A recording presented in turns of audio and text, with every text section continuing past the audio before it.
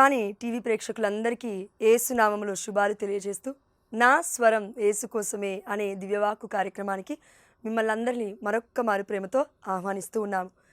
గత వారము మనము అందరము తెలుసుకున్న అంశం ఏంటంటే క్రీస్తులో కుటుంబము ఎలా ఉండాలి. కానీ ఈ ప్రపంచంలో ఉన్న కుటుంబాలు ఎన్నో కూలిపోతున్నాయి. దానికి కారణము మనం క్రీస్తులో కాదు సాతానులో ఉన్నాము అని అర్థము.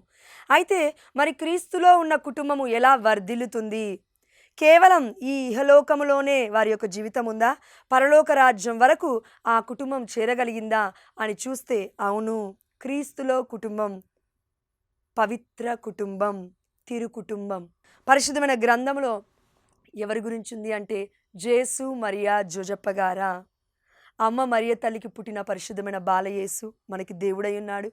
అదేవిధంగా పరిశుద్ధమైన బాలయేసుకి సాకుడు తండ్రి అయిన పునీత జోజప్ప గారు మన కళ్ళ ముందు కనబడుతూ ఉన్నారు.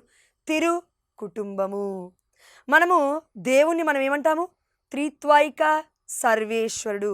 పరలోక రాజ్యములో తండ్రి, కుమార, పరిశుద్ధాత్మ దేవులు ఉన్నారు. అయితే వారు ఒక్కరే అని మన కనతరైన కథోలిక శ్రీసభ విశ్వాసం. మనలో ఏ విధంగా అయితే దేహం ఉందో, ఆత్మ ఉందో, దేహం ఆత్మ రెండు కలిపితే జీవమైందో, అదేవిధంగా దేహం అంటే యేసుప్రభువారు, ఆత్మ అంటే పరిశుద్ధాత్మ, జీవం అంటే తండ్రి యెహోవా. జీవాన్ని ఇచ్చేది తండ్రి యెహోవానే కదా. అవును, ఎస్. ఆదికాండం 2:7 మనం చూసాం. కాబట్టి ఇలా ఒక్కరిలోనే తండ్రి, కుమార, పరిశుద్ధాత్మ దేవుడు ఉన్నారు దేవుల్లో. అదేవిధంగా ఈ లోకంలో, ఈ ఇహలోకంలో, పరలోకంలో కాదండి, ఈ ఇహలోకంలో అమ్మ మరియ తల్లి జోజప్ప గారుల యొక్క దాంపత్య జీవితం దేవుడు ఏర్పరిచిన బంధం. అది నిశ్చితార్థం అయ్యింది. అయితే పరిశుద్ధమైన బాలయేసు ఎలా పుట్టాడమ్మా అని చూస్తే మనకి వాక్యం క్లియర్గా సెలవిస్తుంది. మత్తయి సువార్త 1వ అధ్యాయం 16వ వచనం వరకు మనం చదివితే కరెక్ట్గా ఆలోచించండి. ఇక్కడ మత్తయి సువార్త 1వ అధ్యాయం 1వ వచనం నుండి 15 వచనాల వరకు, ఇదిగో దావీదు కుమారుడు, అబ్రహాము కుమారుడు, యేసుక్రీస్తు వంశావళి, అబ్రహాము ఈసాకు తండ్రి, ఈసాకు యాకోబు తండ్రి, యాకోబు యూదాకు తండ్రి, యూదా సోదరులకు తండ్రి, ఇలా మొత్తము కూడా తండ్రుల గురించే ఉంది. తండ్రులు, నాన్నల గురించే ఉంది. పాత నిబంధనలో ఉన్న తండ్రుల పేర్లు మొత్తము కూడా కొత్త నిబంధనలో ఫస్ట్ గాస్పల్లో, మొదటి సువార్తలో ఇక్కడ ప్రచురింపబడింది. కానీ 16వ వచనం దగ్గరికి వచ్చేసరికి ఆలోచించాలి కరెక్ట్గా మనం. 16వ వచనం దగ్గరికి వచ్చేసరికి మరియమ్మ భర్తయగు యోసేపు, చూడండి, యోసేపు భార్యయగు మరియమ్మ అని లేదు. ఇంతకు ముందు వర్షాలేమో ఇతనికి భార్య అని ఉంది. కానీ ఇక్కడ మాత్రం మరియమ్మ అనే పేరు మొట్టమొదటిగా వచ్చింది. మరియమ్మ భర్తయగు యోసేపు యాకోబుకు జన్మించెను, మరియమ్మకు క్రీస్తు అనబడు యేసు జన్మించెను. అబ్రహాముకి ఈసాకు పుట్టాడని, ఈసాకు యాకోబు పుట్టాడని ఇప్పుడే ఇక్కడ చూసాము. కానీ ఇక్కడ మాత్రం యోసేపుకి క్రీస్తు జన్మించను అని లేదు, కానీ మరియమ్మకు క్రీస్తు అనబడు యేసు జన్మించను. ఇది పరిశుద్ధమైన గ్రంథము చెప్తున్న మాట, పవిత్రమైన మాటలు ఇవి. మరియ తల్లికి ఎవరు పుట్టారంట? యేసు ప్రభుల వారు పుట్టారు. అంటే మన యోసేపు గారితో ఎలాంటి సంబంధము లేకుండా మరియ తల్లి పరిశుద్ధాత్మ ద్వారా గర్భాన్ని పొందుకొని ఈ ప్రపంచానికి పసికందుని ఒక రక్షకుడిగా, ప్రపంచానికి విమోచకుడిగా ఆ తల్లి తన యొక్క రక్తాన్ని, తన మాంసాన్ని పంచి ఇచ్చేసింది. అదే రక్తము, అదే మాంసము స్లీవ మీద ఉన్నప్పుడు, స్లీవ కింద ఉన్న ఆ తల్లి మరణ వేదనకి గురవుతున్నప్పటికీ ఈ ప్రపంచం కోసం నా యొక్క పుత్రుడు పుడుతున్నాడు, నా పుత్రుడే కాదు ఆ దేవుడి యొక్క పుత్రుడు అతను అని మురిసిపోయిన ఆ తల్లి గర్వములో పడలేదు లూసిఫర్ లాగా, అహంకారంలో లేదు లూసిఫర్ లాగా. అందుకే లూసిఫర్ గాడికి కోపము అమ్మ మరియ తల్లి అంటే. ఎందుకంటే ఆదికాండం 3వ అధ్యాయం 15వ వచనం, పాపము అక్కడ పుట్టగానే పరిశుద్ధమైన తల్లి గురించి దేవాదేవుడు మాట్లాడుతున్నాడు. పరిశుద్ధాత్మ దేవుడు ఆ తల్లి పాదముల క్రింద, అంటే తన యొక్క సంతతి కింద సాతాను యొక్క తల చిత్తకొత్త పడుతుంది అని అక్కడ వాక్యం సెలవిస్తుంది. పరిశుద్ధాత్మ దేవుడు మాట్లాడాలి, మనం మాట్లాడకూడదు. దేవుడి శక్తి మాట్లాడాలి, మనం మాట్లాడకూడదు. దేవుడి బలం మాట్లాడాలి, మనం మాట్లాడడం కాదండి. అందుకే దేవుడి యొక్క ఆజ్ఞకి లోబడి దేవుడి చిత్త ప్రకారం జీవించిన దేవుడి తల్లి అని లూకాసు వార్త 1వ అధ్యాయం 43వ వచనం చెప్తుంటే, పరిశుద్ధాత్మ దేవుడే స్వయంగా ఈ వాక్యము ప్రేరణ ద్వారా లిఖించి ఉంటే మరి మనుషులమైన మనమేంటండి? దేవుడికి తిరగబడుతూ ఉన్నాము. దేవుడికి తిరగబడుతున్నాం అంటే ఏంటి? దేవుడి ఆజ్ఞలు పరిశుద్ధమైన గ్రంథంలో ఉన్నాయి. దేవుడి వాక్యానికి మనం లోబడట్లేం. అంతే. అందుకే మరియ మీద కూడా తిరగబడుతూ ఉన్నారు ఈ రోజులలో చాలామంది.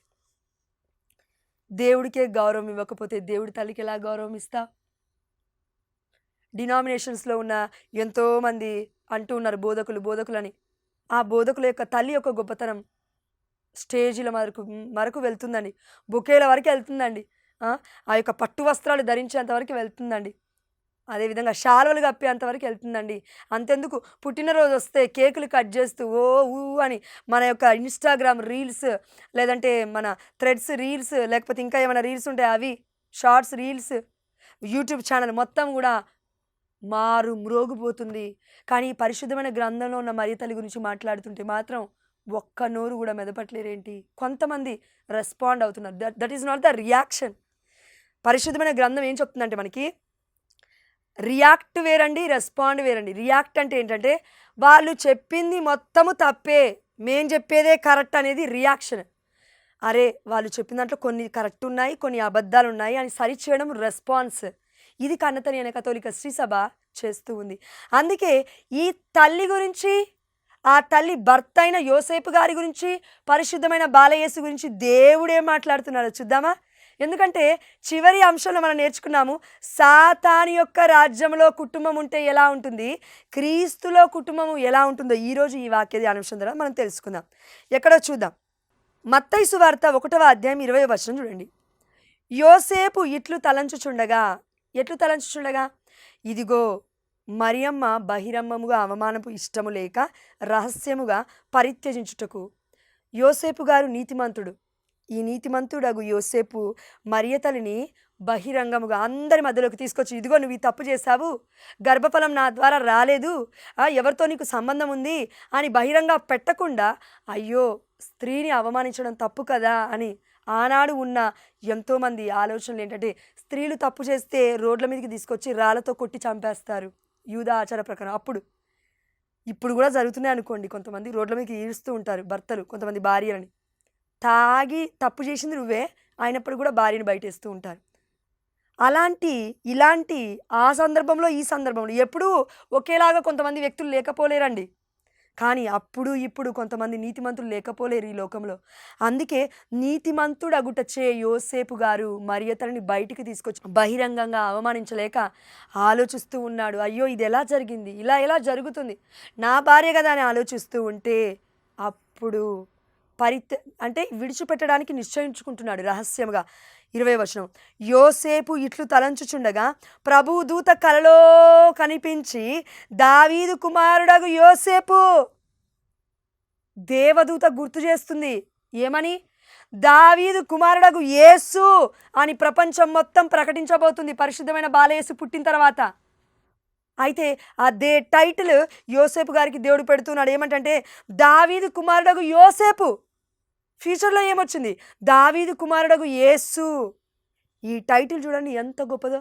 దేవాతి దేవుడు ఇంత గొప్ప పేరుని యోసేపు గారికి ఇచ్చాడంటే ఎంత గొప్ప నీతిమంతుడు అంటే మనకు అర్థమవ్వాలి. నీ భార్య అయిన మరియమ్మను స్వీకరించుటకు నీవు భయపడవలదు, ఏలైనా ఆమె పవిత్రాత్మ ప్రభావము వలన గర్భము ధరించింది. ఈ ప్రపంచానికి అసలు పవిత్రాత్మ దేవుడు అంటేనే అర్థం కావట్లేదు. కానీ యోసేపు గారికి పరిశుద్ధాత్మ గురించి ఎలా అర్థమైంది అంటే, నీతిమంతుడు అని ఎవరిని అంటారంటే దేవుల్లో విశ్వాసం ఉన్నవాడిని నీతిమంతుడు అంటారు. ధర్మశాస్త్ర గ్రంథాన్ని దీవారాత్రములు పాటించువాడిని నీతిమంతుడు అని అంటారు అని మనం కీర్తన గ్రంథంలో చూసినాము. అంటే యోసేపు గారు నీతిమంతుడు, పరిశుద్ధమైన గ్రంథాన్ని పఠిస్తూ ఉన్నవారు, దేవుడి యొక్క ఆజ్ఞలకు చిరసా వహించువారు అని మనకు అర్థమవుతుంది ఈ వాక్యం ద్వారా. ఇక్కడ ఒక ఎగ్జాంపుల్. నీ భార్య తప్పు చేసినప్పుడు ఒక భర్తగా నువ్వు ఉన్నావు, ప్రార్థన చేస్తున్నామో లేదో దేవుడికే తెలవాలి, ఎవరికి చెప్పలేని తీర్పు కాబట్టి ఎంతో కొంత బైబిల్ వాక్యం చదువుతూ ఉన్నావు. నీ భార్య గురించి ఎవరో పక్కింటి వాళ్ళ ఎనుకింటి వాళ్ళ తీసుకొచ్చి ఒక అబద్ధపు మాటని నీ యొక్క చెవిలో వేసినప్పుడు నువ్వేం చేయాలి అంటే ప్రార్థన చేసుకొని అది కరెక్టా కాదా అని దేవుడి దగ్గర అడిగి, దేవుడి చిత్తమైతే నీ భార్యతో కూడా సంభాషణ ఉండాలి. అర్థం చేసుకోవడానికి ప్రయత్నం చేయాలి. ఏంటమ్మా మరి ఇలా అవుతుంది, ఇది నిజమేనా అని అడగాలి. అడగకుండా కొంతమంది భర్తలు ఏం చేస్తారంటే, నీతిమంతులు కాదు కదా, భర్తలు ఏం చేస్తారంటే తీసుకెళ్ళి బహిష్కరంగా ఏదో ఒకటి చేస్తారు. లేదంటే చాలా మందికి జరుగుతున్నాయి కదండి, భార్య ఒంటి మీద కిరసనాలు పోసి తగలబెట్టేస్తూ ఉంటారు. లేదంటే ఆమె ఊరేసుకుందండి అని ఊరేసి చంపేస్తూ ఉంటారు కొంతమంది భర్తలు. లిటరల్లీ ఇది జరగకపోయినా భార్య గుండెలో గుణపాలు గుచ్చేవాళ్ళు చాలామంది ఉన్నారు. నువ్వు ఇది చేసావు, నువ్వు ఇది చేసావు, నువ్వు ఇది చేసావు. భార్యను అడగవు, కానీ పక్కింటి వాళ్ళు, ఎనికింటి వాళ్ళు, ఎదిరింటి వాళ్ళు, ఇదిగో ఎవరి బైక్ మీదనో నీ భార్య వెళ్తుంటే చూసానయ్యా. ఒకవేళ నీ భార్య అతని తమ్ముడు అనుకుందేమో, అన్నయ్య అనుకుందేమో, అంకుల్ అనుకుందేమో, తండ్రి అని సంబోధించిందేమో, బిడ్డ అని సంబోధించిందేమో, అంత మాత్రం నా పక్క పక్కనే కూర్చోగానే ఎలా అంటావు నువ్వు? వాళ్ళిద్దరికి అక్రమ సంబంధాన్ని ఎలా కడతావు నువ్వు? దేవుడు అంటూ ఉన్నాడు, ఓ అవివేకి, అర్థం చేసుకో, బైబిల్ చదువు, బైబిల్ చదువు, బైబిల్ దగ్గరికి రా. నీతిమంతుడగు యోసేపు ఏం చేశాడంటే, కలలో కనపడిన దేవదూతకి శిరస్స వహించి ఉన్నాడు. దేవుడు వచ్చి నీతో మాట్లాడిన నువ్వు నీ భార్యని స్వీకరించావు. ఇప్పుడు ఒకవేళ డివోర్స్ అయి ఉంటే, లేదంటే ఆ ప్రాసెస్లో ఆ యొక్క విడాకులు తీసుకోవాలనే ఆలోచనలో నువ్వు ఉంటే, దేవుడు అంటున్నాడు, నేను నీతో చెప్తున్నాను వెళ్ళి నీ భార్యని స్వీకరించు, నేను నీతో చెప్తున్నాను వెళ్ళి నీ భర్తని స్వీకరించు, ఇద్దరు కలిసి ఐక్యంగా ఉండండి. ఎక్కడ మీరిద్దరు ఐక్యంగా ఉంటారో అక్కడ మిమ్మల్ని నేను గొప్పగా దీవిస్తాను. విడగొట్టబడి మళ్ళీ అదేవిధంగా మళ్ళీ నువ్వు వెళ్ళి ఇంకో భర్తని పెళ్లి చేసుకోవడం, ఇంకో భార్యని పెళ్లి చేసుకోవడం, వాళ్ళతో పాటు కూడా నీ యొక్క జీవితం బాగుండదు. ఎందుకంటే నా నిబంధనకి మీరు కట్టుబడి లేరు కాబట్టి నిబంధనని కాల్చేసిన వాడు ఎట్టి పరిస్థితుల్లో నశిస్తాడే కానీ దీవింపబడు. ప్రియమైన బిడ్డ, దేవుడి నిబంధన ఇది, పెళ్ళి అనగా ప్రమాణం ఇది. అందుకే ఇక్కడ యోసేపు గారికి దేవుడు ఏం గుర్తు చేస్తున్నా అంటే, నీ భార్య అయినా మరియమ్మను స్వీకరించుటకు. చూడండి ఎంత డైరెక్ట్గా దేవుడు చెప్తున్నాడు, నీ భార్య. శారీరకంగా కలిసినంత మాత్రాన ఈ యొక్క లోకంలో పందులు కుక్కలు సంసారం చేసుకున్నట్లుగా ఈ లోక జీవితంలో మనం జీవించినంత మాత్రాన భార్యాభర్తల బంధం అనబడదు. అది ప్రాసిక్యూషన్ అవుతుంది, వ్యభిచారం అవుతుంది. అది కేవలం శారీరకంగా ఉంటూ ఆధ్యాత్మికమైన బంధం లేకుండా జీవిస్తే అది నిజంగా వేస్ట్ అండి. ఆ సంసారం అనేది నిలబడదు ఎన్ని రోజులు కూడా. కానీ ఈ యొక్క శారీరకమైన దేహాల మధ్యలో ఎవరున్నారు? దేవుడున్నాడు. దేవుడే ఆదాముని ఏవని ఐక్యపరిచాడు. దేవుణ్ణి మర్చిపోకూడదు ఆదాము ఏవా.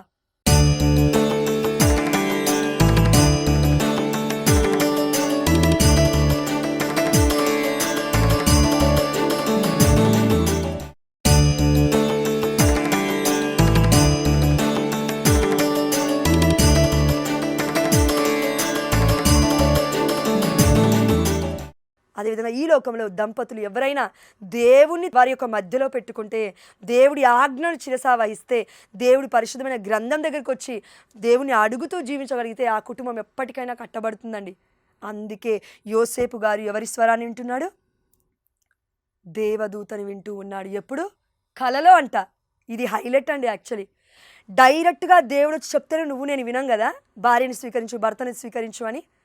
కానీ ఒక దేవదూత కలలో వస్తే కల నుండి మేలుకొనిన యోసేపు వెళ్ళి మరియమ్మను స్వీకరించెను అని ఉంది ఇక్కడ. యోసేపు వలె ఓ భర్త ఈరోజు నువ్వు ఉన్నావా కుటుంబానికి? యోసేపు వలె ఓ యజమానుడా కుటుంబానికి నువ్వు ఉన్నావా?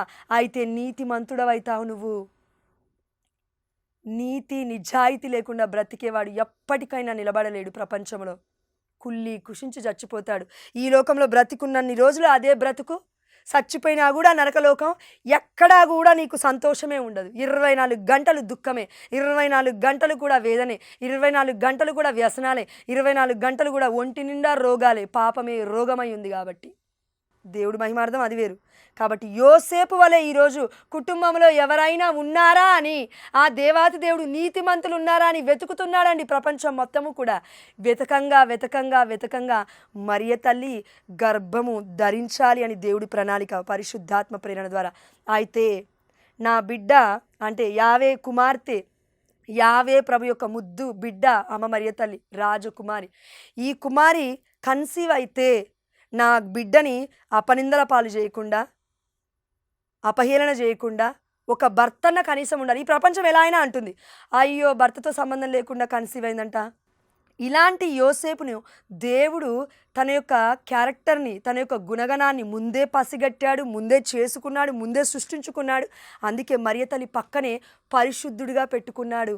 ఎట్టి పరిస్థితుల్లో నా కుమార్తెకి అపరిశుద్ధ అది ఆ యొక్క కార్యాలు అంటకుండా ఉండడానికి నిగ్రహ శక్తిని కలిగి ఉన్న ఒక పురుషుణ్ణి దేవాతి దేవుడు భర్తగా ఇచ్చేశాడు. ఇది పురుషుడు అనంటే, యోగ్యుడు అంటే, యజమానుడు అంటే, భర్త అంటే ఇదండి. లిటరల్ చెప్తున్నాను. దివ్య వంటి విషయాలు మ్యాక్సిమం చాలామంది పల్లెటూరు నుంచి చూస్తుంటారు కాబట్టి, సిటీలో కూడా చూస్తున్నారు అనుకోండి. పురుషుడు అంటే అండి, లిటరలీ చెప్పాలి అంటే వ్యక్తిత్వం బాగుండాలి, గుణగణం బాగుండాలి. దేహము బలంగా ఉన్నానా, హైట్గా ఉన్నానా, తెల్లగా ఉన్నానా. గొలియాతు కూడా ఉన్నాడుగా. దావీదు చిన్నవాడు కానీ గొలియాతు ఎలా ఉన్నాడు? మహాభయంకరుడు, దెయ్యంలాగా ఉన్నాడు. బలిష్టంగా, తెల్లగా, దొడ్డుగా, ఇంకొకలాగా అందంగా కనబడినంత మాత్రాన ఓ పురుషా నువ్వు దేవుడి కంటే గొప్పవాడి అయిపోవు, యోసేపు గారి కంటే నీతిమంతుడు అసలే కాలేవు. అందుకే దేవుడు అంటున్నాడు, ఇదంతా వద్దు, నాకు హృదయము కావాలి. ఈరోజు నువ్వు ఒకవేళ భర్తవై ఉంటే నీ హృదయాన్ని దేవుడు చూస్తూ ఉన్నాడు. రెండో అంశం, కలలో కనిపించిన దేవదూత మాటకే, దేవుడి యొక్క మాటకే ఆజ్ఞ శిరసా వహించిన యోసేపు ఎక్కడా, ఈనాటి భర్తలు ఎక్కడా? ఒకసారి మనం ఆత్మపరిశీలన చేసుకోవాలి. రెండవది అమ్మ మరియ తల్లి. అసలు మరియ తల్లి ఎలా ఉంది? పరిశుద్ధంగా జీవిస్తూ ఉంది. వారు ధర్మశాస్త్రాన్ని వాళ్ళు వింటూ ఉన్నారు. ధర్మశాస్త్రంలో ఉన్న ప్రతి ఒక్క ఆజ్ఞను కూడా వారు పాటిస్తూ ఉన్నారు. అయితే ఇలాంటి అమ్మ మరియ తల్లి ఎలాంటి జీవితాన్ని జీవిస్తుందో ఒకసారి చూద్దాం రండి. లూకాసు వార్త 2వ అధ్యాయం 19వ వచనం 51వ వచనం. ఈ 2 వాక్యాలు సరిపోతాయి మరియ తల్లి గురించి. ఎందుకంటే మరియమ్మ అంతయు తన మనస్సున పదిలపరుచుకొని మరణ చేసుకొని చుండెను. 51వ వచనం చూడండి మళ్ళీ. లూకాసు వార్త 2:51. తల్లి మరియమ్మ ఆ విషయములన్నీ మనస్సున పదిలపరుచుకొని ఉండెను. అమ్మ మరియ తల్లి గురించి ఈ ఒక్క మాట ఎక్కువగా చెప్పబడుతూ ఉంది. అదేంటి అంటే, మరియ తల్లి తన యొక్క హృదయములో అన్నీ పదిలము చేసుకొని మరణ చేసుకొని చుండెను. ఒక భార్య, ఒక బిడ్డ, ఒక తల్లి. ఓ స్త్రీ, నువ్వు కుటుంబంలో ఎవరైతే ఉన్నావో, తల్లి, అమ్మ, అత్త, స్త్రీ, నువ్వు ఎలా ఉండాలంటే నోటికొచ్చింది మొత్తము తీసుకెళ్ళి నీ కుటుంబ వ్యవస్థని మొత్తము రోడ్డు పాలు చేయకూడదు. నా ఫ్రెండే కదా అని బయట వెళ్ళి అబ్బాయిలతో సహవాసం చేయకూడదు. భర్త ఉన్నాడు కళ్ళ ముందే. అదేవిధంగా నా కుమారుడు ఏమో కదా అని భర్తకి ఇష్టం లేకపోయినా వెళ్ళి మాట్లాడకూడదు ఏ పురుషులతో కూడా. అది కరెక్ట్గా కనుక్కోవాలండి. మన కుటుంబ వ్యవస్థ మనకు తెలుసు, భర్త మెంటాలిటీ మనకు తెలుస్తుంది, పిల్లల మెంటాలిటీ మనకు తెలుస్తుంది. ఎవరు కూడా పాపంలో పడడానికి మనం కారణం అవ్వకూడదు. అందుకే దేవుడు అంటున్నాడు, బీ ఇన్ కంట్రోల్, నిగ్రహ శక్తి కలిగి ఉండు అమ్మ మరియ తల్లి వలె. నోటికి, చూపులకి, మాటలకి, జీవిత విధానానికి, వేసే ప్రతి అడుగుకి, చేసే పనులకి, వంట చేసే విధానానికి, వస్త్రధారణకి, చర్చికెళ్ళే విధానానికి, బైబిల్ పట్టుకునే విధానానికి, వాట్ ఎవర్ యు వేర్, నువ్వు ఏ వస్త్రాన్ని ధరించినా అమ్మలాగా కనబడాలి. ఎందుకు ఇలా ఉంది అని అసహించుకునేలాగా కనబడద్దు. అందుకే అమ్మ మరియ తల్లిని చూడండి, ఎక్కడ చూసినా వాక్యంలో మరియమ్మ అంతయు తన మనస్సులో పదిలపరుచుకొని ఇదిగో మరణ చేసుకొని చుండది. మనం అలా కాదు, మన పొట్ట పగిలిపోతుంది బయట చెప్పకపోతే. స్త్రీలది ఎస్పెషల్లీ నిజమండి. స్త్రీలకి, దేవుల్లో ఉన్న వాళ్ళకి తప్ప ప్రతి స్త్రీకి కూడా ఇది కష్టమే. అన్నీ హృదయంలో పెట్టుకొని, అయ్యా నీ చిత్తమైతే ఈ భారాన్ని నీ మీద మోస్తున్నానయ్యా, దయచేసి ఈ భారాన్ని తీసుకోనా తండ్రి యేసయ్యా, ఈ భారాన్ని నేను మొయ్యలేనయ్యా, నీ స్లీవకు అప్పచెప్తున్నానయ్యా అని ప్రార్థన చేసుకొని పరిశుద్ధమైన గ్రంథాన్ని చదువుతూ కుటుంబాన్ని కట్టుకున్న స్త్రీలు పరిశుద్ధమైన గ్రంథంలో ఎంతోమంది ఉన్నారు. కొత్త నిబంధనలో దేవుడి తల్లే ఉంది అమ్మ మరియ తల్లి. లూకాసు వార్త 1:43 దేవుడి తల్లి. అందుకే ఎలిజబెత్ అమ్మ ఒక స్త్రీ ఇంకో స్త్రీతో ఏమంటుందంటే, పరిశుద్ధాత్మతో పరిపూర్ణురాలైన ఎలిజబెత్ అమ్మ అంటుంది, నా ప్రభువు తల్లి నా వద్దకు వచ్చుటకు నాకు ఇలా ఎలా ప్రాప్తించను?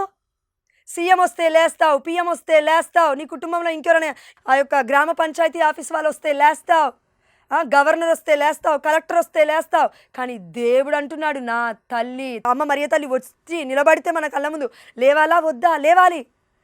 అందుకే ఆ దేవాదేవుడు మనందరికీ చెప్తూ ఉన్నాడు, అమ్మ మరియ తల్లి యొక్క ఔన్నత్యం ఈ ప్రపంచానికి అర్థం కాదండి. ఎందుకు తెలుసా? పరిశుద్ధాత్మదేవుడు మాత్రమే అది ప్రకటించగలగాలి. అది మానవుడి జ్ఞానం కాదు, దేవుడి జ్ఞానం. అమ్మ మరియ తల్లి వల్ల మౌనముగా మనం జీవించినట్లయితే కుటుంబాలు కట్టబడతాయి. ఎందుకు? సామెతల గ్రంథం 18వ అధ్యాయం 21వ వచనంలో, నీ జీవన్ మరణములు నీ నాలుక ఆధీనములో ఉన్నవి. నువ్వు దాన్ని ఎలా వాడుకుంటావో అలాంటి జీవితాన్ని బడుస్తావు ఓ నరుడా, ఓ నారి అని ఆ దేవాదేవుడు చెప్తున్నాడు మనందరికీ. మూడవదిగా పరిశుద్ధమైన బాలయేసు. అయితే ఈ ప్రపంచంలో తల్లిదండ్రులు ఉన్నారు, అదేవిధంగా పిల్లలు కూడా ఉన్నారు. అయితే తల్లిదండ్రుల యొక్క 90% తల్లిదండ్రుల యొక్క తప్పులే పిల్లలు అపమార్గం పట్టారంటే 10% ఉంటుందండి పిల్లల తప్పులు. ఎందుకు అనంటే చూడండి, ఇక్కడ లూకాసు వార్త 2వ అధ్యాయం 51 దగ్గరికి రండి డైరెక్ట్గా. అంతటా యేసు వారితో నజరేతునకు తిరిగి వచ్చి తల్లిదండ్రులకు విధేయుడై ఉండెను. తప్పిపోయిన 12 సంవత్సరాల వయస్సు కలిగిన పరిశుద్ధమైన బాలయేసు, ఇప్పుడు మీతో రాను, మీరు వెళ్ళిపోండి, నేను నా దేవుడి చిత్తం చేస్తూ కూర్చుంటాను అనలేదు. అమ్మ మరియ తల్లి మాట విని 12 ఏండ్లే కాబట్టి వెళ్ళిపోతూ ఉన్నాడు తల్లిదండ్రులతో పాటు. ఇదొక అంశం. ఇక్కడ 12 ఏండ్లే అండి పరిశుద్ధమైన బాలయేసుకుంది. మరి 30 ఏళ్ళకి అమ్మ మరియ తల్లి ఎవరో తెలియదని అని చెప్పాడండి. కాబట్టి తెలియదండి మరియ తల్లి మాకు కూడా అనుకుంటామేమో అని దేవాదేవుడు ఏమన్నాడు తెలుసా? యోహాను సువార్త 2వ అధ్యాయం 5వ వచనము. ఆ తల్లి అక్కడున్న కానాపల్లి విందులో వాళ్ళతో చెప్తూ ఉంది, ఆయన చెప్పినట్లు చేయండి అనగానే వెళ్ళి శిష్యులు చేస్తున్నారు. అవునా? ఇక్కడ ఒక ప్రశ్న. మరి ఆ దేవాతి దేవుడు అమ్మ మరియ తల్లిని ముద్దు బిడ్డగా తీసుకున్నాడు, పరిశుద్ధమైన బాలయేసుని తన యొక్క కుమారుడిగా పుట్టించాడు, ప్రపంచానికి ఒక వెలుగుగా పుట్టించాడు. అవునా? అయితే ఇప్పుడు ఒక ప్రశ్న. యేసు ప్రభువారికి 30 ఏళ్ళ నుండి 33 ఏళ్ళు ఉన్నాయి మొట్టమొదటి అద్భుతం చేసినప్పుడు. మరి స్త్రీ నాకేమి నీకేమి అని అన్న దేవుడు యేసు ప్రభువారు ఎందుకు వెళ్ళి అద్భుతాన్ని చేశాడు? అంటే దేవుడి చిత్తమైతేనే నేను చెయ్యాలి. అమ్మ మరియ తల్లి నా తల్లి అడిగితే నేను ఎలా చేస్తాను, చెయ్యను అని చెప్పాలి కదా దేవుడు. యేసయ్య ఎందుకు అనలేదండి? 4వ ఆజ్ఞ, నీ తల్లిని నీ తండ్రిని గౌరవించు. దేవుడి చిత్తం చేయడం అంటే కనబడని దేవుని పూజించడం కాదండి. దేవుడు ఉన్నాడు అని విశ్వసించి దేవుడు ఇచ్చిన ఆజ్ఞలకు లోబడి జీవించడమే దేవుణ్ణి ప్రేమించినట్లు. ఇది యేసయ్య 33 ఏళ్ళ ఉన్నప్పుడు, 12 ఏళ్ళు ఉన్నప్పుడే కాదు 33 ఏళ్ళకు కూడా ఆ మరియ తల్లి యోసేపు గారి తల్లిదండ్రులకి విధేయత చూపించున్నాడు.